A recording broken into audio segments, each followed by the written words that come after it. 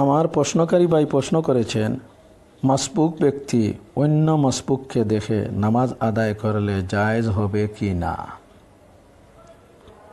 তার প্রশ্নের সারমর্ম হলো, এক ব্যক্তি নামাজে মসবুক হয়েছেন, 4 রাকাতি নামাজে 2 রাকাত পেয়েছেন, ইমাম সাহেবের সাথে 2 রাকাত পান নাই। 2 রাকাত আদায় করতে যখন তিনি দাঁড়িয়েছেন তখন তার সন্দেহ লেগে গেছে যে নামাজ আমার 2 রাকাত রইল না 1 রাকাত রইল।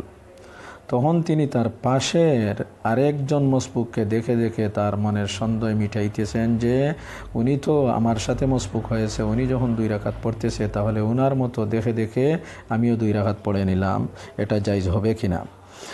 এ সম্পর্কে ফতোয়ায়ে মাহমুদিয়া 6 নম্বর খণ্ড 564 নম্বর পৃষ্ঠা, 6 নম্বর খণ্ড 564 নম্বর পৃষ্ঠায় বিশদভাবে মাসআলার আলোচনা করেছেন।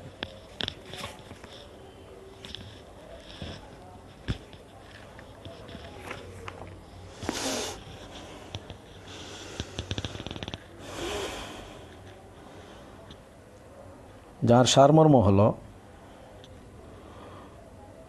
মসবুক ব্যক্তি অন্য আরেকজন মসবুককে দেখে দেখে নামাজ আদায় করে নিলে নামাজ হয়ে যাবে, তবে অন্য ব্যক্তির নামাজ দেখে দেখে আদায় করতে উনার ইক্তেদা, আমি উনার অনুসরণ করছি, উনাকে ইমাম মেনে এভাবে নিয়ত করবে না, বরং আমার কয় রাকাত নামাজ ছুটলো সেই সন্দেহ মিটাইতে উনাকে দেখে দেখে নামাজ আদায় করলে নামাজ আদায় হয়ে যাবে।